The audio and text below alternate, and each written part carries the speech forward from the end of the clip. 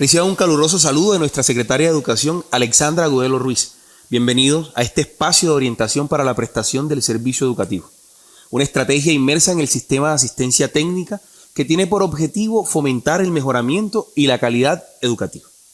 Hoy tenemos un panel de lujo. Nos acompaña el subsecretario de la prestación del servicio educativo, Moisés David López Jaramillo, y la profesional especializada de la Secretaría de Educación Distrital, María Licenia Monsalve Upegui. Esta orientación estará dividida en dos momentos. En el primer, compartiremos la oferta de servicios activa desde la Subsecretaría de la Prestación del Servicio y algunos avisos importantes que emergen de los diferentes equipos. En el segundo momento tendremos un panel de conversación en el que se entregarán herramientas para la actualización del documento PI, el diligenciamiento del cuadro de contribuciones del acta de inicio de la evaluación de los docentes 1278 y algunas ideas para diseñar el plan de trabajo para compensar los días de Semana Santa. Gracias por estar conectados con nosotros. El aporte de ustedes es fundamental para la transformación educativa y cultural del distrito. Iniciemos con el espacio de noticias y avisos.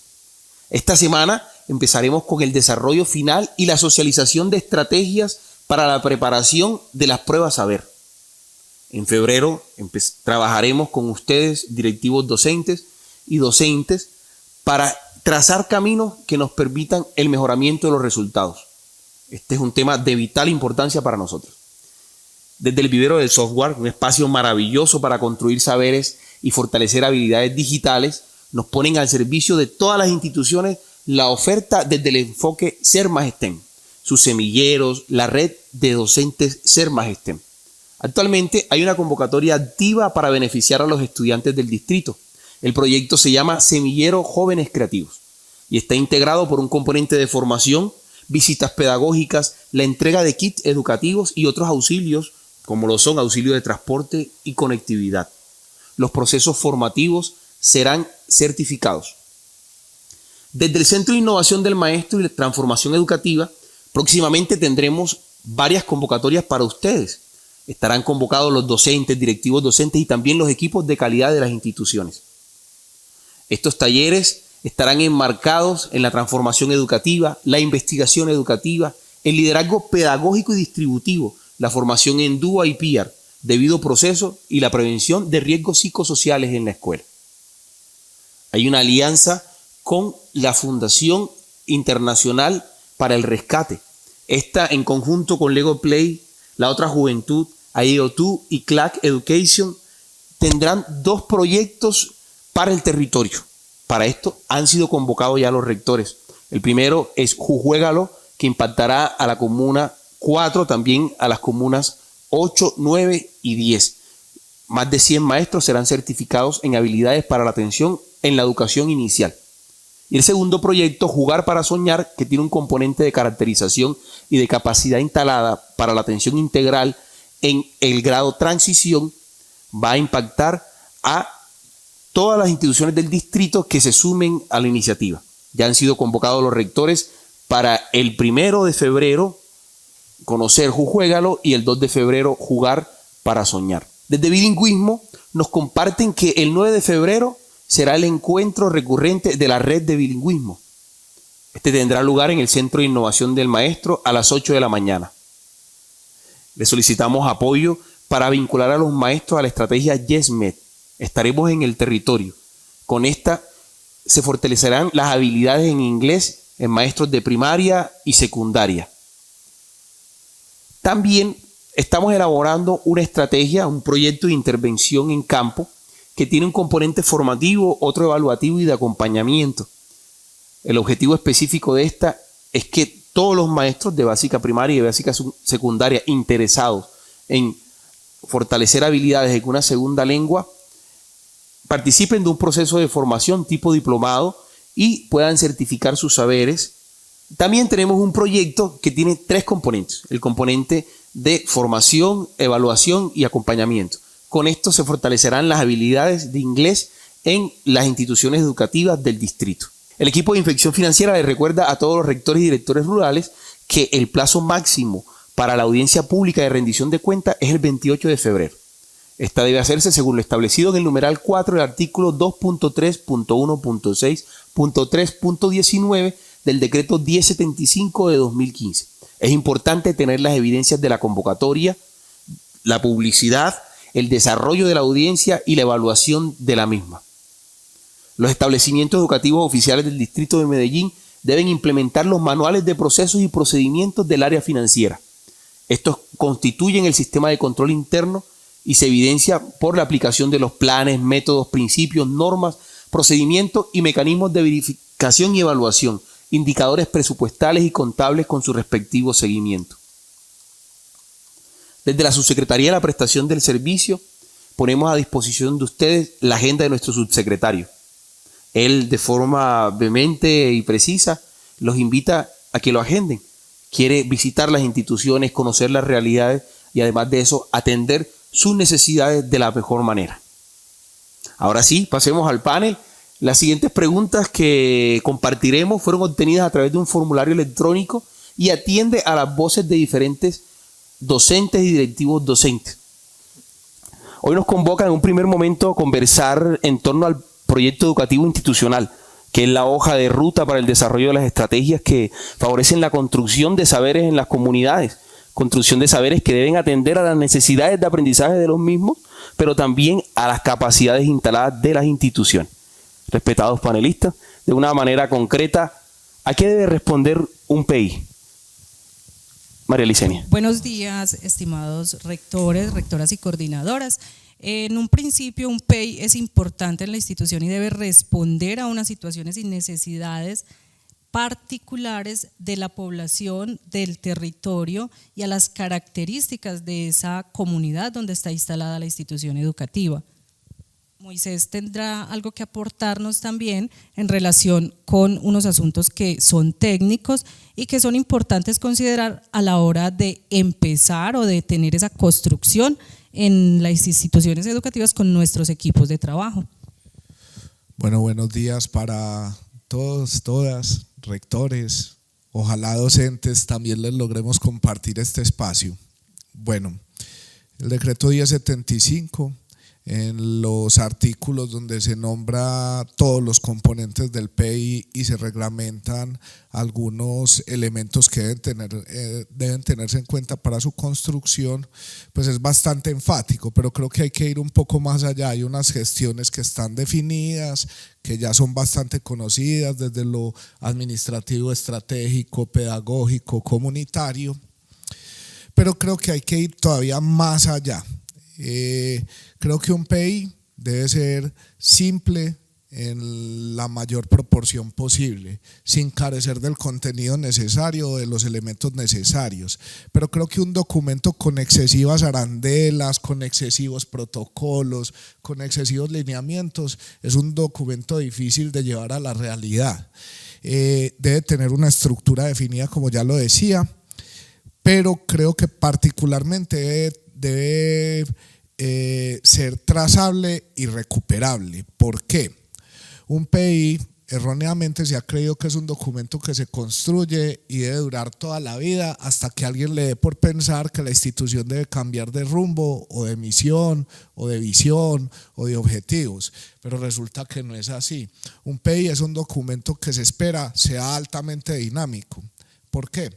El panorama normativo y reglamentario cambia constantemente. Si la regla cambia o la norma cambia, el PEI tiene que cambiar.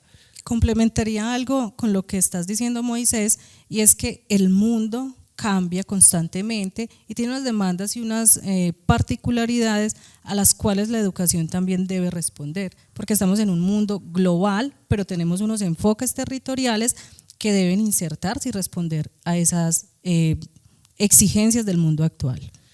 Sí, totalmente. Además, ya para finalizar pues con esa parte, creo que el documento debe ser confiable y debe ser trazable.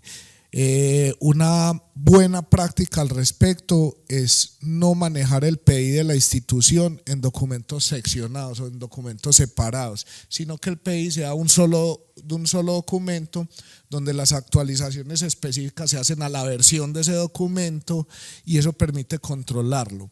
Recomendaría también la práctica que se promueve con los sistemas de gestión en materia de control de documentos, y es controlar las versiones de los documentos. En un control de versión usted dice cuál es la fecha de la versión, cuál es la resolución que formalizó esa versión, y dice cuál es la naturaleza del cambio en esa versión. Eso hace que a medida que usted va avanzando en documentos PI, usted haya pudiendo saber qué había antes de eso o en qué momento se generaron ciertos cambios. Eso facilita mucho el manejo de la información.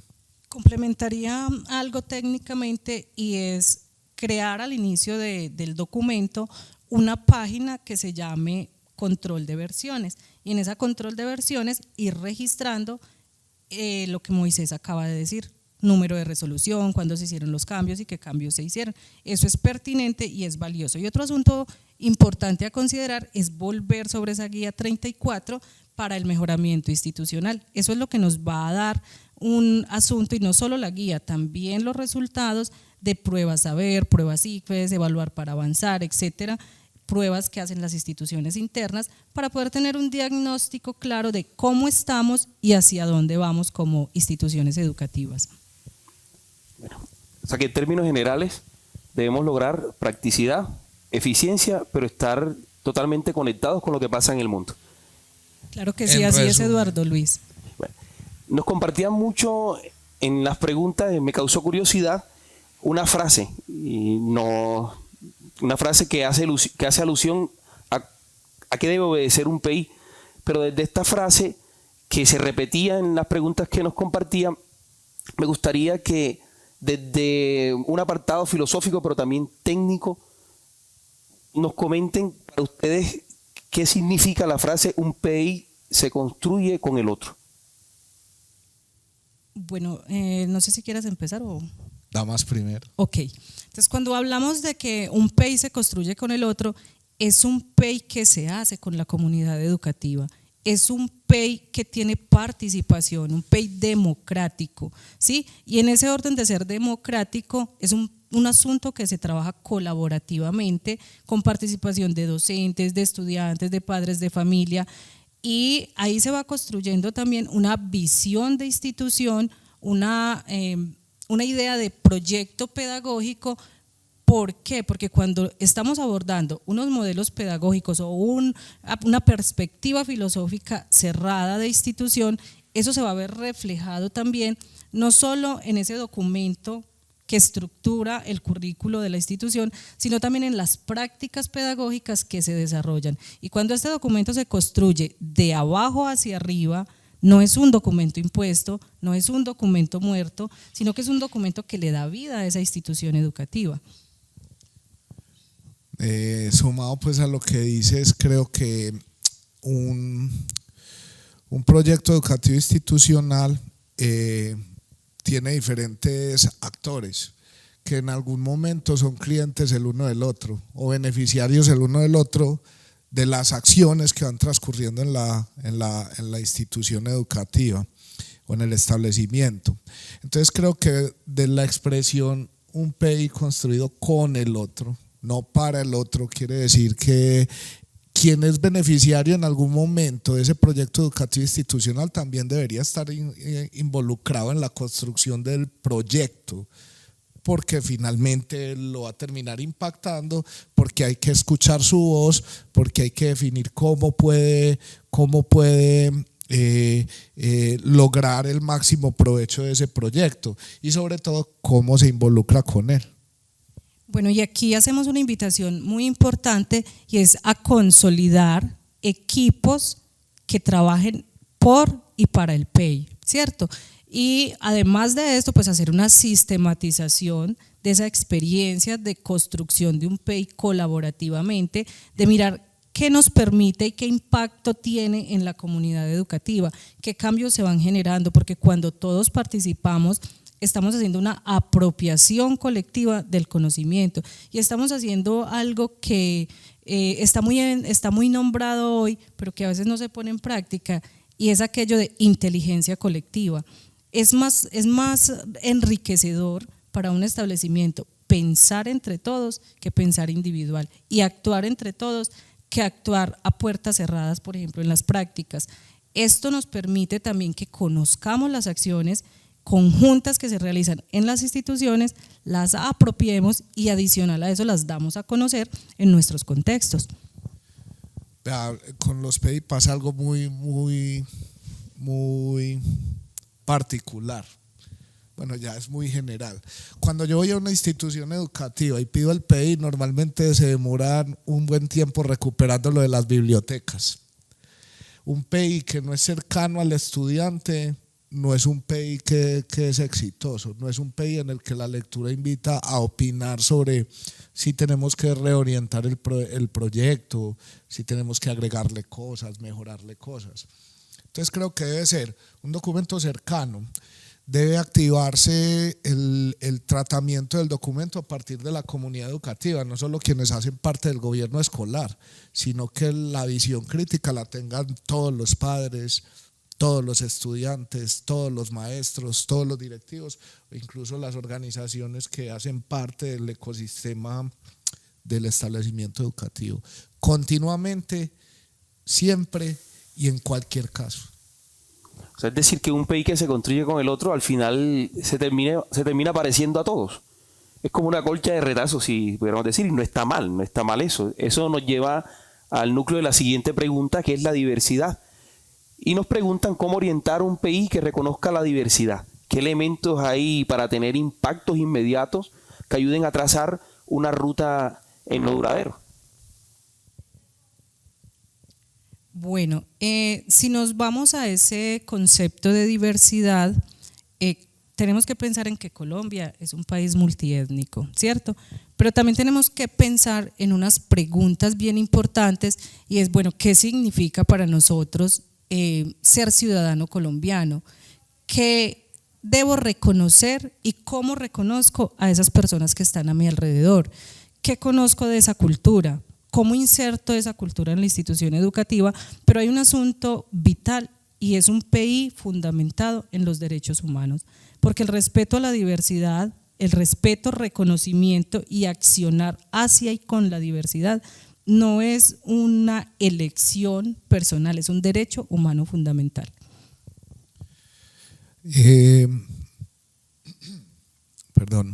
Creo que en materia de inclusión es vital que el esfuerzo que se haga sea totalmente honesto. Es decir, el sistema educativo colombiano, como cualquier sector en Colombia, está sobrenormalizado. Hay norma y reglamento para cada cosa y se generan todo el tiempo cada vez más normas y reglamentos. Pero no podemos responder a las necesidades del territorio solo desde la perspectiva legalista, es decir, hay que movernos dentro del marco legal, pero hay que hacer el esfuerzo honesto desde la comunidad educativa por responder a estas necesidades. Creo que cuando la institución decide asumir este reto de manera honesta, pues todo confluirá para que suceda. Incluso el reconocimiento del otro, de la realidad del otro, de las condiciones del otro, no se da en un papel, se da en la acción. Entonces, cuando yo digo que si tengo una comunidad diversa con X o Y características, pero que estoy claramente identificado y matriculado con ellos, pues procuraré, dentro del marco de los recursos posibles, proporcionar las soluciones. No siempre voy a tener, casi nunca voy a tener dinero para desarrollar unas soluciones súper intrincadas, demasiado modernas o quizás demasiado costosas, pero sí tengo la oportunidad de facilitar ciertas condiciones para que la equidad, la igualdad, la inclusión, la protección de los derechos de quienes son más vulnerables sea algo materializado. Y eso incluye ser un poquito menos conservadores y un tanto más liberales. He mencionado en diferentes espacios este ejemplo. Conozco muchos casos de comunidades educativas donde se señala, por ejemplo, chicas que quedan en embarazo. Entonces, como eventualmente el conservador tiene un juicio de índole moral respecto a lo que sucedió, el castigo inmediatamente es retirarle ciertas características del derecho que tiene la persona, incluso el derecho a las flexibilizaciones en los casos que sea necesario para que no deserte del sistema educativo. Como consecuencia, ¿qué tenemos? Una chica que casi necesariamente tiene que irse del sistema educativo y entonces diríamos, oh, qué pesar, una gran pérdida. Ahí no, todavía no está la pérdida, ahí empezó la pérdida. La chica ya no va a terminar su secundaria, la chica ya no va a pasar a educación superior, cada vez va a tener menos oportunidades para acceder a un trabajo calificado donde va a tener tal vez una mejor remuneración, tal vez va a tener que encerrarse en la casa, tal vez va a tener que aceptar unas condiciones en relaciones, digámoslo, románticas o de familia para poder acceder al sustento de su hijo y al sustento propio, y de ahí cualquier cantidad se pueden desprender asuntos que tienen que ver con la violencia, etcétera.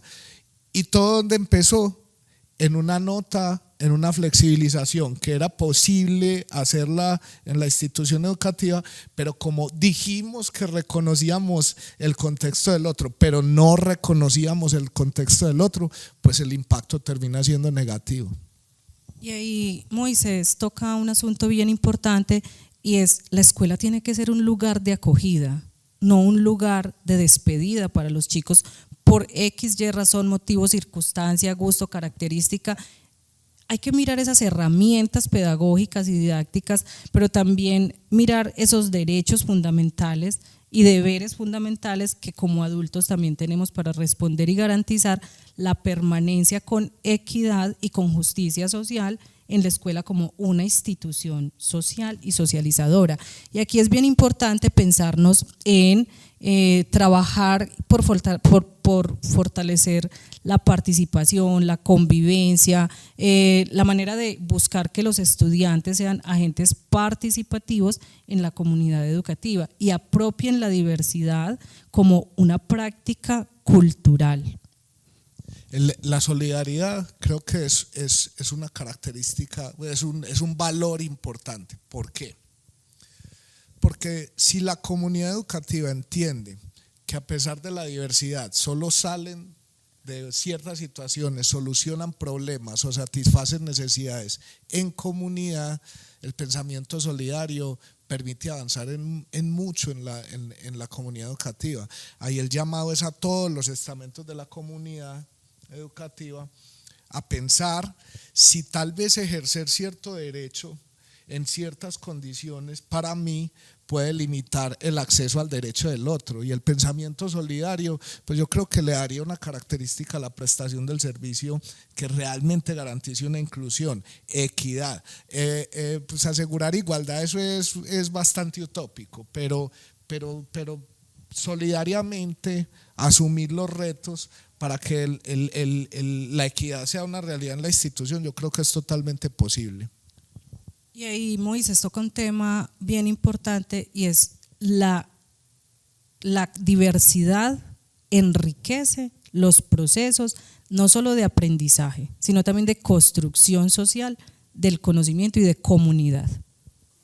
Bueno, últimamente nuestro ministro de Educación en diferentes escenarios ha expresado que la escuela es el espacio ideal para sembrar los principios de la paz total y garantizar una realidad de la misma. ¿Cuáles ejes estructurantes consideran ustedes que son útiles para interpretar y apropiar estas iniciativas de paz total en nuestros proyectos educativos institucionales? Bueno, hay unos asuntos que son importantes, que están en la normativa, pero hay otros que socialmente tenemos que reconocer y llevar a la escuela, y es fomentar en los estudiantes la memoria histórica, ¿cierto? Trabajar memoria histórica para la no repetición de asuntos conflictivos y que trunquen esas ideas de paz total o esas ideas de vivir en un país mejor y en paz. Y aquí tenemos, pues como la normativa nos lo orienta, es formar los comités de convivencia, y que desde los comités de convivencia se vayan instaurando también esas prácticas y esa cultura de paz en la institución educativa. Y no solo comité de convivencia son los estudiantes, somos toda la institución educativa quienes estamos llamados a garantizar y a promover procesos y cultura de paz. Bueno, allí creo que nuevamente, como en el tema del enfoque inclusivo, creo que es vital la intención real. No discurso, ese discurso político, el discurso que deja ese tufillo de que es lo políticamente correcto, no. Si usted se va a matricular con el discurso de la paz total, se matricula en intención y en acción. El Comité Escolar de Convivencia tiene una reglamentación particular y ya eso está, ahí no hay tela que cortar. Impleméntelo, publíquese y cúmplase. Pero adicionalmente, pues nuevamente, como en el caso de la inclusión, el reconocimiento del otro es muy importante.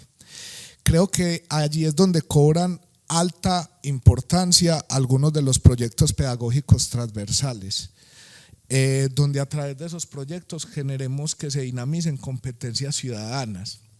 El sistema educativo por muchos años ha sobrevalorado el desempeño académico en unas áreas que hoy se llaman obligatorias, ¿cierto? Entonces, finalmente pensamos que eso desarrolla las competencias del ciudadano para ser ciudadano. No necesariamente.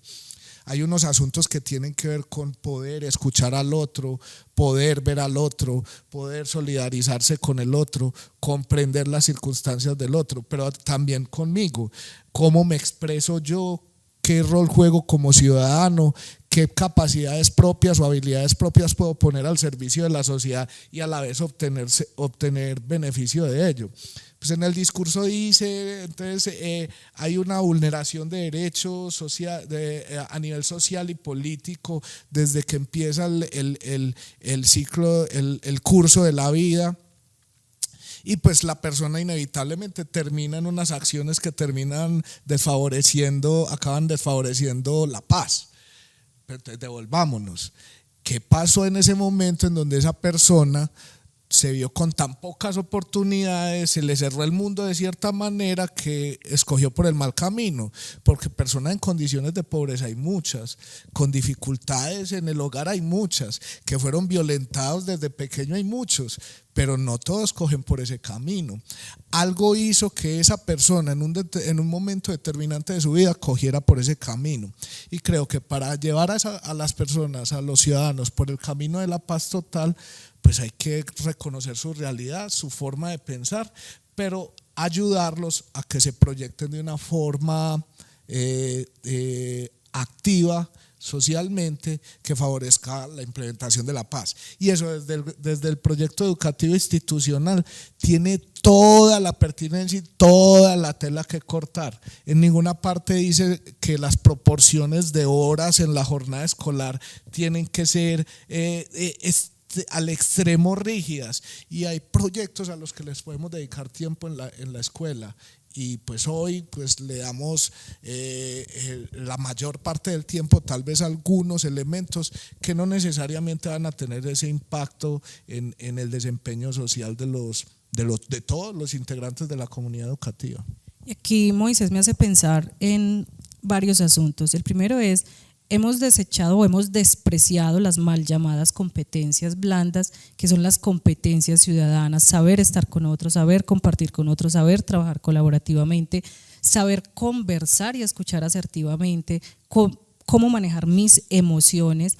Y la empresa, y hablo porque la educación no puede desvincularse de esa relación con la empresa. Todos vamos a llegar en un momento a trabajar, a estudiar en grandes centros universitarios, y si no desarrollamos esas competencias va a ser muy frustrante, va a ser muy delicado, porque las empresas están buscando, y de hecho cuando tú haces tu hoja de vida, lo primero que te ponen a hacer es un test de habilidades blandas, porque una persona puede tener muchísimos conocimientos de sus áreas y saberes disciplinares, pero si no sabe interactuar en sociedad, si no sabe convivir en paz con otros, si no sabe vivir en armonía y trabajar colaborativamente, es muy difícil insertarse en un entorno social como los que tenemos ahora.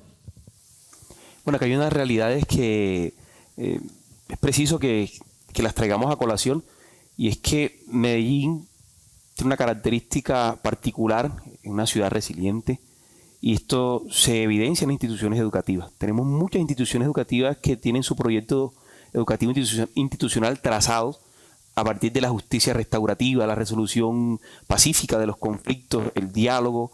No en vano, más de 175 participaron de la escuela Abraza la Verdad del año anterior. Entonces, hay unos cimientos que nos ayudarán a crecer. Creo que ya que lo mencionas, cuando hablas de lo restaurativo, vale la pena mencionar, y como el eje pues, de la conversación es el PI tiene que procurar implementar estrategias en la institución educativa que aseguren que ese cúmulo de acciones no se vean vulneradas por otros intereses, otros actores, sino que realmente sea el compromiso real.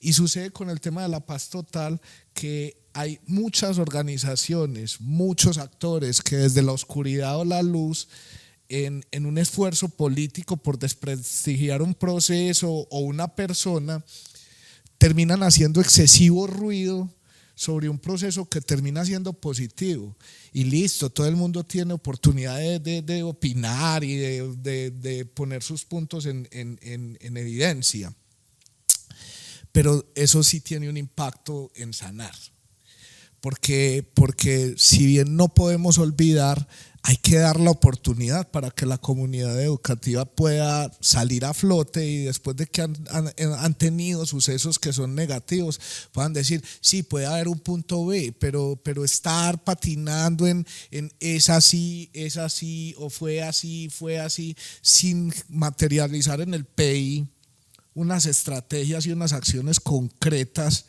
para facilitar ese paso a la paz, para facilitar el paso a la sanación, a la reparación, a la no repetición. Pues si nos quedamos patinando en el suceso anterior, eso nunca va a pasar. Entonces ese compromiso creo que se daría desde el mismo proyecto educativo institucional, y el punto documental claro para asumir ese compromiso es el manual de convivencia. Y también diría que implementar la Cátedra de la Paz como una acción continua para que, como lo decía Moisés, esas estrategias que van a direccionarse desde el PEI no se conviertan en activismo. Es que todos los días y a toda hora deberíamos ser sujetos de paz, todos los días y a toda hora deberíamos ser sujetos de derechos, todos los días somos personas éticas. Yo no puedo ser ética hoy a las 12 del día en una clase y a las 3 de la tarde. Dependiendo del problema. Exacto, y a las 3 de la tarde yo ya no soy ética, o ya no soy ciudadana, o ya no voy a tener que ejercer competencias ciudadanas. Esto tiene que ser una acción continua para que se instaure como una práctica cultural de paz en la institución educativa. Acá, para los rectores, los directivos docentes y los docentes también, es importante que tengamos en cuenta que en todas las instituciones educativas oficiales del distrito hay un profesional de entorno escolar protector, y son los llamados a acompañarnos a fortalecer estos procesos en los PEI, a fortalecer las cátedras de la paz, a fortalecer la cultura de paz en la escuela. Y ellos en su estrategia tienen un verbo muy bonito que ahorita tocaba el subsecretario, el sanar. El sanar. Es el momento de sanar, de generar espacio para la sanación en toda la escuela, desde las diversas dificultades que vivimos, pero con la fe puesta en que podemos prestar un mejor servicio y que los estudiantes y todos los que confluimos desde la comunidad educativa podemos encontrar nuestra mejor versión y mejorar nuestras condiciones de vida. Pasamos a otra pregunta que nos comparten, y es: ¿qué estrategias consideran útiles para la construcción de un PEI respetuoso de las características institucionales, pero que tenga un diálogo real con el contexto nacional y global? Bueno, yo quisiera que Moisés ya empezara con esta respuesta para que vayamos intercambiando. Listo. Yo creo que ahí hay que mirar las fuentes, son las fuentes de información. Pues las fuentes pueden ser internas en la institución o pueden ser externas. Esos cúmulos de datos que se generan, por ejemplo, desde el observatorio o en las plataformas de datos abiertos del Estado funcionan. Leer investigaciones, consultar bibliotecas, textos, funciona. Pero creo que solo eso no es positivo. ¿Por qué? Porque cuando se diseña un estudio, se diseña una investigación, se diseña desde la perspectiva del investigador, y no podríamos dar por hecho que la persona que realizó que construyó ese producto, pues tuvo en cuenta todas las variables que podían influir en determinada realidad. Entonces yo le metería ahí dos componentes prácticos. Creo que entrevistar de forma activa y estructurada a muchos actores que tienen que ver con la comunidad educativa es importante. Las entrevistas estructuradas no deben ser rígidas, sino que deben ser flexibles, de manera que si la entrevista va cogiendo un determinado rumbo, que parte de la sensación, de la percepción o de la necesidad o problemática que vive el interlocutor, pues ese camino hay que dejarlo correr, porque ahí hay una cantidad de datos que uno no se imagina que terminan siendo relevantes. Y el otro es la observación sin que el otro sepa que está siendo observado, porque permite que esas personas que están en ese contexto sean sin ningún tipo de intervención. Cuando los ves ser, puedes identificar otra cantidad de necesidades, contextos, características, qué sé yo, cualquier cantidad de elementos desde la observación sin aviso, sin juicio, claro, pero sí ajena. El otro no debe saber que lo estoy observando porque va a condicionar su acción.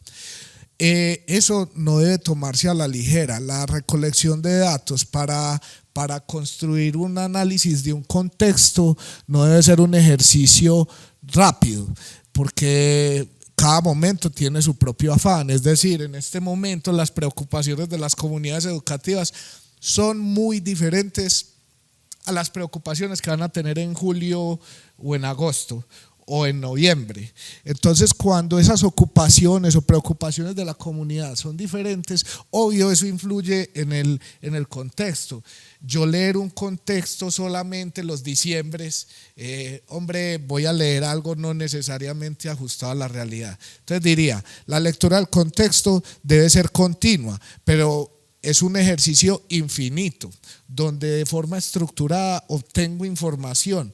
Pero cuando yo voy a aplicar eso al diseño o a la adecuación o a la resignificación o a la modificación de un PI, pues lo puedo hacer en cualquier momento, pero ojalá con información recogida de diferentes estamentos, en diferentes momentos, bajo diferentes metodologías de recolección de datos y con diferentes niveles de análisis de información. Ojalá de muchos participantes, ojalá incluso si es posible con perspectivas opuestas, porque esas visiones diversas yo creo que enriquecen el análisis del contexto.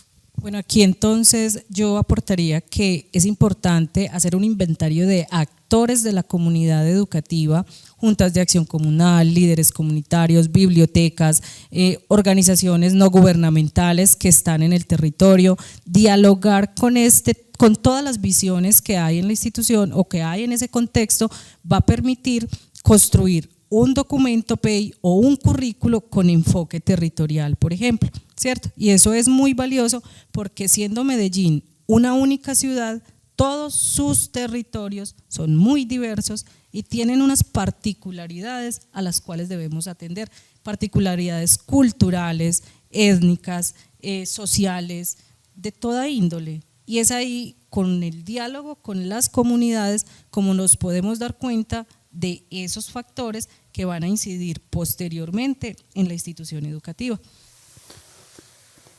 En este punto tendríamos definido lo contextual, cómo atiende la capacidad particular de cada institución a las necesidades del contexto. ¿Qué elementos de lo global, elementos actuales podemos utilizar para resignificar nuestros proyectos educativos institucionales? Bien, interesante parte de la pregunta. Vean, hay realidades que no podemos ignorar y que no son un discurso de gobierno, no son un discurso político. Las revoluciones industriales suceden, han venido sucediendo, van a continuar sucediendo. En este momento estamos en la cuarta, ya se está hablando de la quinta, que ya empezó, no es que va a empezar, ya empezó. Y nosotros tenemos que hacer esas lecturas de hacia dónde se está dirigiendo el mundo. Esta semana, por ejemplo, en un espacio estuve conversando con unos amigos sobre inteligencia artificial. Resulta que hay una cantidad de oficios e incluso profesiones que económicamente se van a ver tan afectadas por las tecnologías que están en desarrollo, que si los establecimientos educativos de todo nivel no leen esas realidades, casi que estaríamos preparando a los chicos para fracasar económicamente. Les voy a dar un ejemplo. Hoy hay programas mundiales activos para la digitalización de las normas, todas las normas del mundo, no unas normas, todas. A lo que se abocan es a través de inteligencia artificial se hagan análisis. Van a decaer las necesidades en materia de construcción de contratos, de defensa en procesos de litigación. Y entonces, ¿qué vamos a hacer con los abogados si creemos que los abogados van a estar al alza siempre en la misma forma y que ellos no van a cambiar el foco bajo el cual se van a tener que orientar? Entonces, un abogado en el futuro, si esas tecnologías siguen en esa curva de desarrollo que están, se va a convertir más bien en un asesor, no en un litigante. No va a ser el mismo tipo de abogado de ahora. Y si el establecimiento educativo no prevé esa necesidad, pues se va a pique. Hay oficios que van a desaparecer, ya hoy han desaparecido algunos. El alcalde lo menciona en algunas conversaciones y parece utópico, pero estamos a 2 pasos de eso, que es carros autónomos, por ejemplo. ¿A dónde van a ir los taxistas? ¿Qué van a hacer esos conductores cuando se acabe su oficio? Entonces, ¿qué va a hacer ese hogar para sostenerse? ¿Qué vamos a hacer con el tiempo? ¿Qué oficios van al alza con esas modificaciones? Por ejemplo, hace mucho se sabe que todo lo que tiene que ver con deporte, recreación y actividad física van a ser ámbitos económicos al alza. ¿Por qué? Porque la gente, cuando empiecen a disminuir las horas laborales, va a tener que hacer algo con el tiempo. ¿Y qué va a hacer con ese tiempo? Va a necesitar profesionales que lo orienten. Entonces, en esos 2 ejemplos podría resumir que si la comunidad educativa no ve hacia dónde se está dirigiendo en materia tecnológica, económica, laboral, empresarial, productiva, el mundo, pues muy probablemente genere un proyecto educativo institucional que Dios no lo quiera dure demasiado, dure más de lo debido y termine orientando el curso de miles de estudiantes y por ende de sus familias hacia un declive económico. Recordar que nuestra comunidad educativa va a tener un rol en el sistema económico siempre. O van a ser empleados o van a ser empresarios, no hay de otra. Pero tendrán que encontrar su rol, su foco de desarrollo y su foco de crecimiento en alguna de esas 2 partes. Y la escuela, la institución educativa o el establecimiento educativo es el lugar donde se debe proyectar eso. ¿A través de qué? También del proyecto educativo institucional, su misión, su visión, sus objetivos. Bueno, yo cuando escucho a Moisés, hace poco estuve leyendo un informe del Banco Interamericano de Desarrollo, donde hicieron un mapeo de 23 países e incluso pues un amplio espectro de países latinoamericanos y suramericanos, y planteaban allí alrededor de unos 60 oficios que a 2050 estarán desapareciendo. Eso no es un dato menor, es un dato importante y nos invita a pensarnos hacia dónde van los sistemas educativos, qué tipo de ciudadano estamos formando, para cuál mundo lo estamos formando. Yo no puedo seguir pensando, yo, María Licenia, y los rectores y los profesores, que nos formamos en una época muy antigua, con unas prácticas distintas, con unos requerimientos de una sociedad muy distintos a la de ahora, en que tengo que seguir formando a mis estudiantes como me formaron a mí. Eso es casi imposible en un mundo que está en total cambio y evolución. Y aquí vienen unos retos vitales, y es, la población mundial está envejeciendo. Si leíamos en estos días unos informes sobre China, sobre países en desarrollo que ya está decreciendo su población, eso cómo nos afecta también a nosotros. Colombia ha decrecido en población y eso como también nos va afectando, es un reto global. Hay otro reto global que son el tema de la inclusión. Tenemos infinidad de migrantes de muchísimos países y van a haber otras migraciones que nos van a retar y nos van a decir cómo vamos a trabajar y cómo vamos a incluir en nuestros currículos ese asunto. El tema de inteligencia artificial, eso no es un asunto menor. Se están haciendo demasiadas automatizaciones de procesos, como bien lo dice Moisés, que están afectando sistemas económicos, sistemas sociales y todo lo que tiene que ver con la producción. Entonces, ¿cómo la escuela va a enfrentar ese reto? Yo ponía en un contexto en estos días con unos rectores que vinieron y unos docentes. Miren, ya han hecho clases con profesores hologramas. Entonces, ¿cuál es nuestro rol como profesor? ¿Cuál es nuestro rol como docente? ¿Cuál es nuestro rol como directivo en los sistemas de educación? ¿Hacia dónde estamos orientando nuestros procesos y nuestros estudiantes, cierto? ¿Hacia qué mundo los estamos orientando y para qué mundo los estamos formando? Bueno, hay unas realidades que ya nos están desbordando. Faltan 7 años y todavía estamos lejos de cumplir los objetivos de desarrollo sostenible. De acuerdo. Ya estamos en emergencia climática y los países del tercer mundo apenas hablamos de cambio climático y esto cambió hace rato, hace ratísimo. O sea, todavía, a pesar de que falte poco, impera que nuestros países atiendan a esto. ¿Cómo ven ustedes esa parte de los objetivos de desarrollo sostenible y la emergencia climática? El sentido de emergencia yo creo que no, el sentido de urgencia, perdón, no cambia porque estemos a puertas de finalizar ese horizonte. Hay que hacerlo ¿cuándo? Ya. Hay 2 opciones, o nos quedamos atrás o vamos con los otros. Adelante ya no fuimos, pero pues vamos con los otros. Al menos el PI tiene que vincularse con todo el sentido de urgencia a estos objetivos de desarrollo sostenible.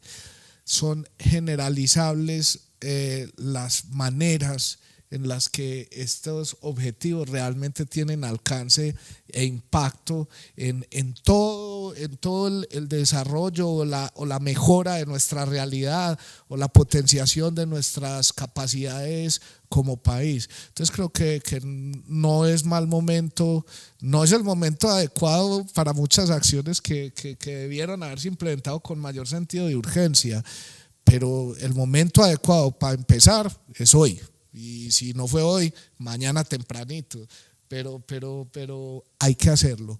El PI, toda la pertinencia debería hacerse a través del PI, incluso desde el análisis del contexto y antes de plantear los objetivos institucionales, una validación juiciosa y metódica sobre cómo diferentes componentes del diseño estratégico de la institución van aportando a cada uno de esos objetivos de forma tangible. Y eso ya puede decir, bueno, nosotros hemos aportado a lo positivo o a lo negativo en tal o cual medida. Y pues verse en ese espejo creo que tendría unos impactos muy positivos en los resultados de la institución. Bueno, ahí se me ocurre que como instituciones educativas se podrían generar unas discusiones y mirar, como dice Moisés, desde qué proyectos pedagógicos se le aporta al desarrollo del objetivo sostenible, cómo desde la investigación escolar se están generando acciones para que nuestros estudiantes también apropien, aprendan y entiendan que hay que reversar acciones puntuales para garantizar el desarrollo sostenible en nuestro planeta. Una manera de consumo, por ejemplo, desmedido que tenemos de bienes y servicios, cómo nos afecta, pero también cómo nosotros reflexionamos en esas prácticas y antes de actuar pensamos, ¿es justo? ¿Lo necesito o lo quiero? Ese es un lema que uno tendría que tener siempre antes de actuar, ¿cierto? ¿Es justo lo que estoy haciendo? ¿Lo que voy a conseguir es necesario o es simplemente un gusto? Y ahí viene, esto lo pueden reflexionar los profes desde preescolar hasta los grados más avanzados, enseñar prácticas de consumo sostenible. Y a través de los proyectos de medio ambiente, ciudadanía, cátedras de paz, todo eso aporta a los objetivos del desarrollo sostenible. Y nosotros tenemos muchos proyectos que se nos han convertido en actividad y actividad, sin reflexionar hacia dónde vamos y qué le aportamos a la sociedad y al desarrollo sostenible a través de las acciones de la escuela, acciones cotidianas que a veces las hacemos pero no las reconocemos. Sostenibilidad es un valor fundamental muchas instituciones hoy lo adoptan, han modificado su paleta de valores, pero además de la sostenibilidad, lo saludable. Hoy en Medellín, más del 30% de las instituciones tienen prácticas saludables en las tiendas escolares. Esto lo pudimos reconocer por la aplicación del índice Wellbeing y son los resultados que nos arroja este mismo. De forma explícita, terminamos de abordar esos tips para actualizar el PI, pero las dos preguntas que vienen son una herramienta también para el PI. Y estas preguntas están encaminadas a la evaluación de desempeño y a la compensación de los días de la segunda semana de desarrollo institucional que se vivirá en el marco de la Semana Mayor. La evaluación anual de desempeño para los docentes del decreto 1278, que atienda a los protocolos diseñados por el Ministerio de Educación Nacional en el marco de la guía metodológica número 31, es un ejercicio recurrente para los rectores. Todos los años se hace la evaluación de desempeño. En la circular 2022-5012-0892 del 30 de noviembre de 2022 se estipularon los plazos para desarrollar la evaluación de desempeño. Por ello es importante tener en cuenta que hasta el 30 de enero tenemos oportunidad para hacer las concertaciones con los maestros de los aportes que harán, las contribuciones. Una evaluación de desempeño es una oportunidad para transformar la escuela, porque de forma explícita los maestros llenan un cuadro de contribuciones, una contribución individual que podría impactar también lo institucional. Teniendo en cuenta esto, la pregunta que nos hacen es la siguiente. Espero que la podamos responder de una forma precisa, pero teniendo en la mirada el PI que no se nos pierda. ¿Cómo convertir las contribuciones individuales en una estrategia para el mejoramiento institucional? Bueno, en principio, autoevaluar nuestra práctica y hacer una evaluación de desempeño, lo que nos debe permitir es mirarnos como maestros, hacer una reflexión profunda sobre lo que estamos haciendo, cómo lo estamos haciendo y cómo eso que hacemos le aporta una transformación institucional. No puede ser solamente una evaluación por cumplir, porque se la voy a pasar al jefe y el jefe me va a decir, no, es que vos no tenés 100, tenés 90, yo te pongo 80, pero venga, discutamos eso y hagamos coevaluación. Y eso tiene que ver también con el sistema de evaluación que tenemos en la institución educativa. Y ahí viene un asunto que es el tema de la evaluación formativa. No ocurre la evaluación formativa solo con los estudiantes, ocurre también en estas prácticas de autoevaluación de mi práctica como maestra. Bien, yo voy a coger por otro ladito. Hablemos de realidades de Medellín. He escuchado a muchos directivos docentes y muchos docentes decir que la Secretaría de Educación normalmente llega con un exceso de programas a unas partes y desprovee en otras partes de programas.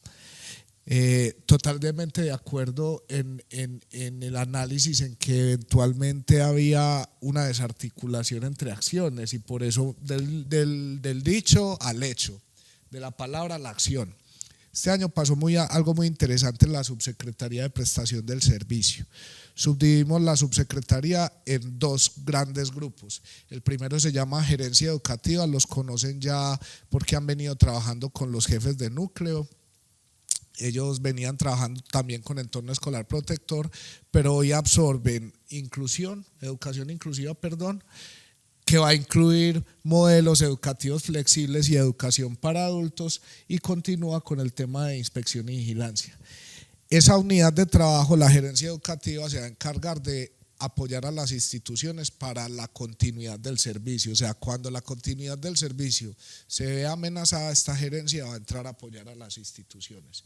Y viene la que nos concierne en este momento, que es la segunda, se llama Gerencia de Innovación y Calidad, de la cual nuestro anfitrión es el gerente, que sería Eduardo López.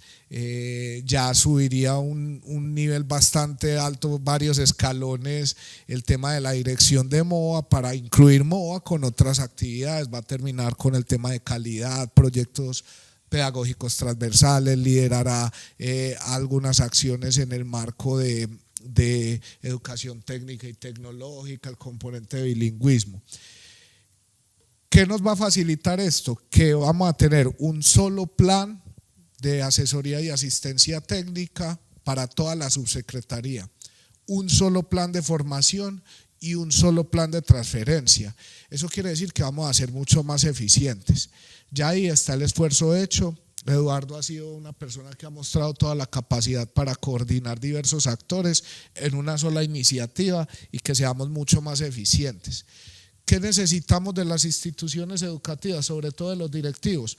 Que aprovechemos este tema de los cuadros de contribuciones para que nuestros maestros y maestras y directivos se comprometan con los componentes de formación. Yo invitaría, por ejemplo, a los directivos a proponer en los cuadros de contribuciones, en estas actas de inicio, a que los docentes que manejan segunda lengua, los que están con inglés, por ejemplo, se comprometan a participar y finalizar nuestros procesos de formación en segunda lengua.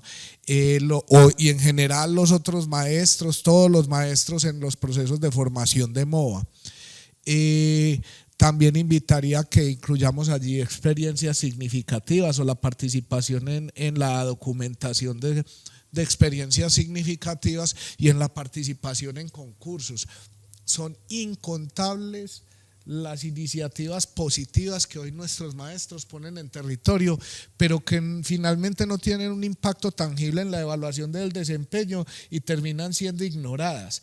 Hombre, esa es una oportunidad excelente para ponerlas en donde deben estar, en donde se vea, en donde los otros traten de adoptar o adaptar esas buenas prácticas. Incluir el tema de proyectos pedagógicos transversales como una estrategia de integración curricular que va a tener un impacto, como ya lo hemos visto, no solo en lo académico, sino en lo social, en lo comunitario, en la formación de sujetos políticos. El apoyo con estrategias de comunicación de la institución educativa y que también se vinculen de forma activa y que eso en esas actas, en el diseño o el desarrollo de contenidos o de aspectos a incluir en el diseño curricular de la institución. Yo complementaría un asunto que Moisés menciona y es las experiencias significativas que emergen de la práctica pedagógica son las que deberían dar línea para reestructuraciones de PEI. Y no solo eso, ¿por qué lo digo en esta particularmente?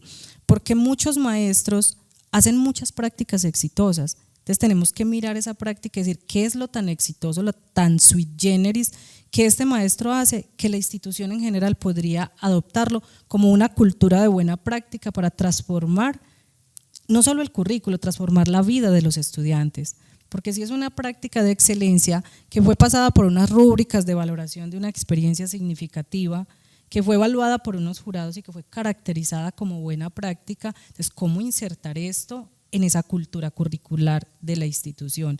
Eso por un lado. Moisés mencionaba un asunto bien importante y dice que para los maestros de inglés, certificar segunda lengua, yo creo que ningún maestro debería estar exento de manejar un segundo idioma por la globalidad del mundo, porque manejar un segundo idioma nos permite acceder a mundos distintos, a culturas distintas, y eso creo que lo está demandando no solo el mundo global, sino también el mundo local. Nuestros jóvenes a veces pierden empleos de altos rangos por no dominar un idioma.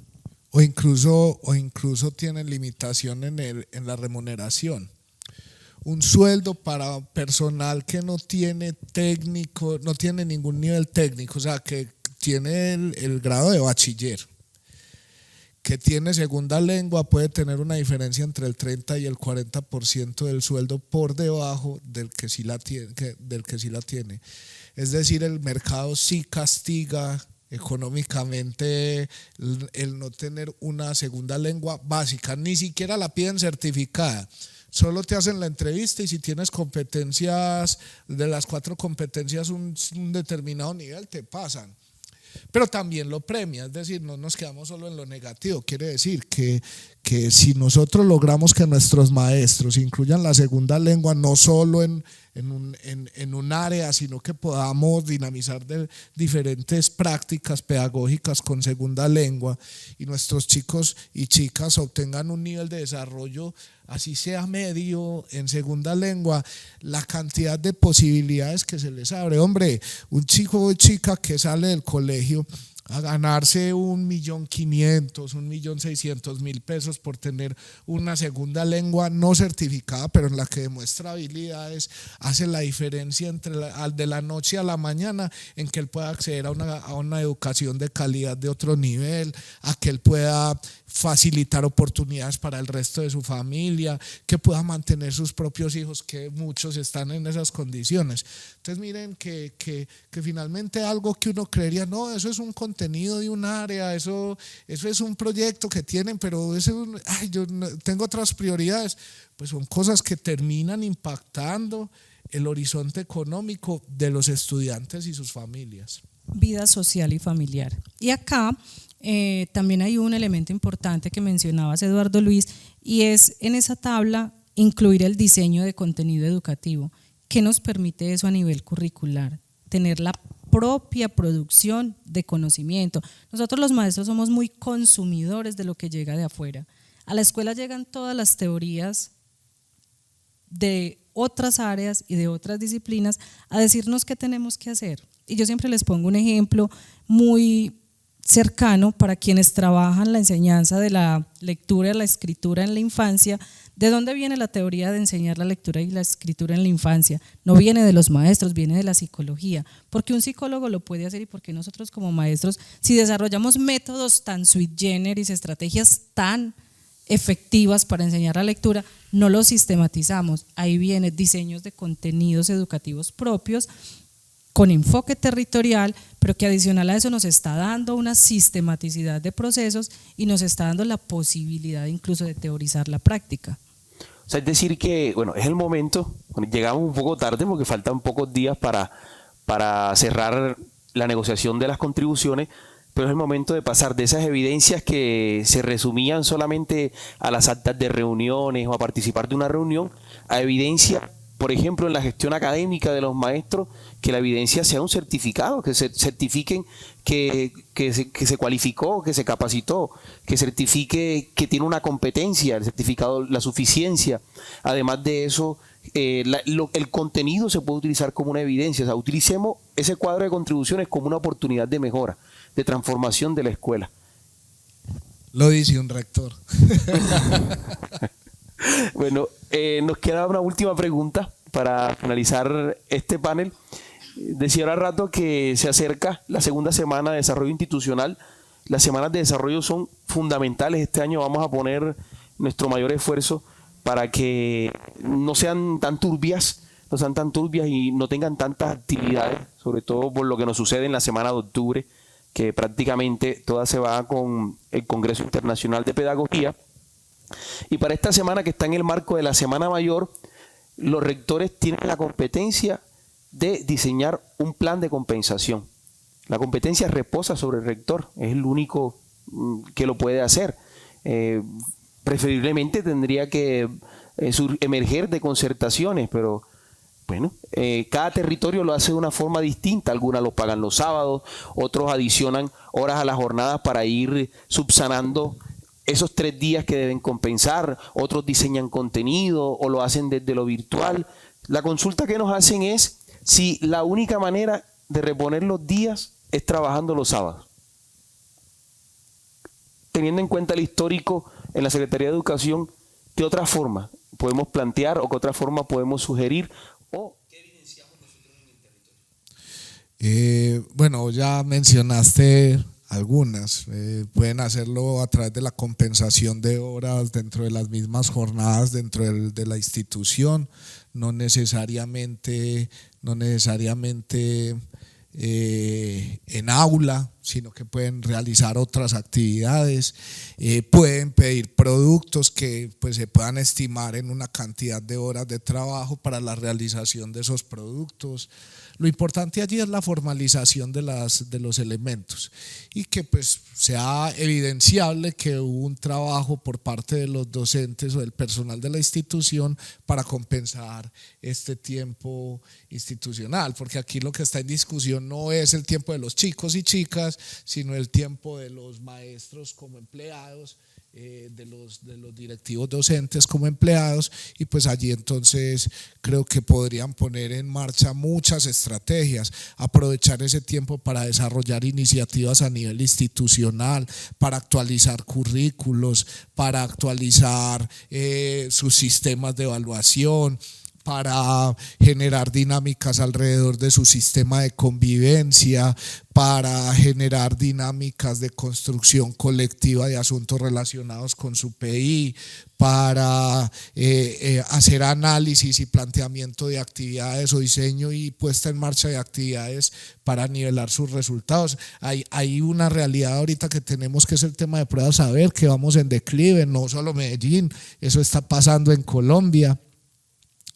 Y creo que pues estos espacios hay que aprovecharlos para diseñar, desarrollar, implementar, adaptar estrategias de cara a la mejora de estos resultados. No tendríamos que ser como robots, entonces si no están en un aula de clase y con los chicos y las chicas sentados al frente, entonces no están pagando el tiempo de trabajo. Es diseñar las estrategias con base en las necesidades institucionales de forma diversa y particularmente tener muy en cuenta el tema de aseguramiento, que es lo que determina en dónde se presta ese servicio, y la figura administrativa que se va a utilizar, pues al deber estar en sitio hay una cobertura. Entonces si se hace de otra manera tendría que hacerse la validación de cara a las ARLs de los empleados para no incurrir en riesgos, pero más allá pues ya la circular salió esta semana y fue muy explícita en reiterar que la competencia para definir esas actividades era de los rectores. Agregaría entonces pues no tengo administrativamente que agregar, pero sí un llamado a que el pago de este tiempo, subsanación de este tiempo, sean tiempos productivos, centrados en las necesidades de la institución educativa y en la necesidad también de formación, porque en muchas instituciones educativas también se pagan esos tiempos en formación pedagógica, en formación didáctica, en reflexión, pero en discusión académica también, que es el lugar donde deberían ocurrir este tipo de actividades. Bueno, aquí hay una realidad, y es que indudablemente, bueno, pongamos el ejemplo de los docentes de secundaria que tienen una asignación de 22 horas semanales, hay 8 horas para desarrollar otros aspectos de la labor docente. Indudablemente ese tiempo no alcanza, el tiempo no alcanza. Pero acá tenemos 3 días para hacer esas cosas en las que el tiempo no nos alcanza. A veces no nos alcanza el tiempo para ajustar nuestros proyectos de aula, no nos alcanza el tiempo para ajustar el sistema de evaluación. Algo que dice María Licenia ahora en clave de formación, no todas las formaciones tienen que ser presenciales, hay plataformas muy, muy elaboradas que facilitan que los maestros fortalezcan sus habilidades. Se podría cambiar tiempo por una certificación en Platzi, por ejemplo, ahora que llegamos a todas las instituciones con esta iniciativa de desarrollo económico. Se podría compensar el tiempo también con desarrollos de integración curricular, reajustes de esas mallas, pensando ya cómo conversan las diferentes áreas. Entonces, hay diversas maneras, rectores. Yo les quiero agradecer profundamente hoy a nuestros panelistas por su tiempo, por sus aportes. Además de eso, por la pertinencia y lo preciso de los mismos. Yo creo que hay una oportunidad gigante en Medellín de redefinir muchos proyectos educativos institucionales, pero de consolidar la gran mayoría. Porque muchos hace rato pensaron cómo transformarse. Y esa transformación la vienen dando de las realidades que tienen en el territorio. Este es el tiempo de la consolidación, indudablemente. Entonces, me gustaría que le regalaran unas últimas palabras a quienes se van a conectar con nosotros en clave de actualización de PI, pero también de la búsqueda de unos gobiernos que sean distributivos, en el que todos tengan que ver, pero además en el que todos puedan ser felices, que tengan bienestar. Es fundamental el bienestar docente. Entonces, empecemos con nuestro subsecretario. Bueno, queridos directivos, creo que quiero aprovechar la oportunidad para hacer una mención al liderazgo. He tenido la oportunidad, la fortuna de ir a territorio y ver la cantidad de experiencias significativas, de bonitos desarrollos, de formas creativas en las que se están resolviendo cosas en territorio, y he estado convencido de algo en lo que hasta hace un tiempo era escéptico, y es: todos tenemos la capacidad de ser líderes en algo, y hay muchos focos de liderazgo en Medellín. Invitación puntual: compartan con otras instituciones sus experiencias significativas. Denles a saber las experiencias, las problemáticas, las penurias que ustedes vivieron en algunos sentidos y cómo ustedes lograron resolverlas. Compártanlo con otros, pero también aprovechen esos espacios para preguntarle a los otros cómo resolvieron ciertas problemáticas. No todo es cuestión de recursos. Estamos en un país que no tiene muchos recursos financieros, y a veces suena ya trillado la respuesta: no hay plata, pero la verdad es que no hay plata. Hay muy poquita plata para muchas cosas. Entonces nos toca ser inmensamente creativos, y qué mejor manera de ser inmensamente creativos que adoptar buenas prácticas de otros a nuestros contextos, donde ellos ya pasaron por la dificultad de tener que resolverlas y nos la pueden proveer. Invitarlos muy cordialmente a habitar MOA. MOA tiene que ser el parche de todos los maestros, maestras y directivos de Medellín. Aquí es donde venimos a conversar, a chicanear, a cacarear esos huevos que estamos poniendo en el territorio, a hablar de otras cosas que no sean necesariamente educación, a conocer al otro, a la otra, a saber cuál es su realidad, a reconocer que él es igualito a mí, que tiene los mismos problemas en la casa, que le gusta tomar del mismo tinto. Habitar MOA es un objetivo que tenemos desde el año pasado. Que MOA sea un parche va a seguir siendo un objetivo este año, y con la ayuda de ustedes que nos hagan las devoluciones necesarias, pues estaremos escuchando cómo podemos seguir mejorando las actividades en MOA para poder capitalizar este espacio en favor de las familias de Medellín. Invitados entonces a compartir, a dar, a recibir de las experiencias y a venir aquí a MOA a estar en espacios comunes con los compañeros. Bueno, queridos rectores, rectoras, profes, agradecerles este tiempo que comparten con nosotros, invitarlos, como decía Moisés, a ser creativos, y ser creativo nace de la necesidad, de necesidades que vamos identificando. Tal vez algún día se han visto la película del niño que domó el viento, y cómo ese niño fue capaz de crear en medio de una necesidad tan bárbara un sistema eléctrico y poder llegar a una comunidad, pero por una única necesidad: el poder estudiar, poder llegar a la escuela, poder ser profesional. Entonces, todo lo que es creatividad nace de las cosas más pequeñas y de las necesidades y problemáticas más sentidas de la escuela. Lo otro, invitarlos a venir a MOA, a disfrutar de los espacios de formación, porque yo pienso que la formación no tiene que ser un tedio. Creo que es un disfrute y un aprendizaje constante, y a compartir con otros. Lo que dice Moisés es una manera esencial para crear comunidades de aprendizaje y de práctica en la escuela, porque muchos hacemos muchas cosas bellas, pero si no las conoce mi amigo que está embalado allá en la institución educativa Pepito Pérez, ese no va a ser capaz de resolver ese problema. Mientras que si yo comparto con Eduardo Luis, que ya ha sido rector, yo le digo: Eduardo Luis, ven, ¿cómo es que lo haces mejor? Contame cómo lo haces. O como una jornada que tuvimos acá de transferencia de conocimientos en aprendizaje basado en proyectos, donde muchos maestros se reunieron y le contaron a los que querían iniciar con esa metodología activa en su colegio, y le dijeron: lo hacemos de esta manera. Y eso fue supremamente revelador, porque son prácticas que vienen de maestros hacia maestros, no están viniendo de afuera a decirles cómo hacerlo. Creo que tenemos mucha riqueza para compartir con nuestros colegas. Entonces esa es la invitación este año, apropiar MOVA, vivir MOVA, formarse en MOVA y disfrutar de estos espacios comunes. Bueno, con este par de mensajes cerramos nuestra primera orientación para la prestación del servicio. Voy a traer a colación cuatro particularidades que quedan desde este panel. El primero, SPI, construirlo con el otro, desde el otro, para transformar. El segundo, importante la gestión documental, ser impecables con ello, eficiente. El tercero, la cultura de paz en la escuela, una cultura de paz que nos permita atender la diversidad, pero también las necesidades que tenemos como territorio. Y el cuarto, la transformación educativa, una transformación que se viene dando desde sus territorios.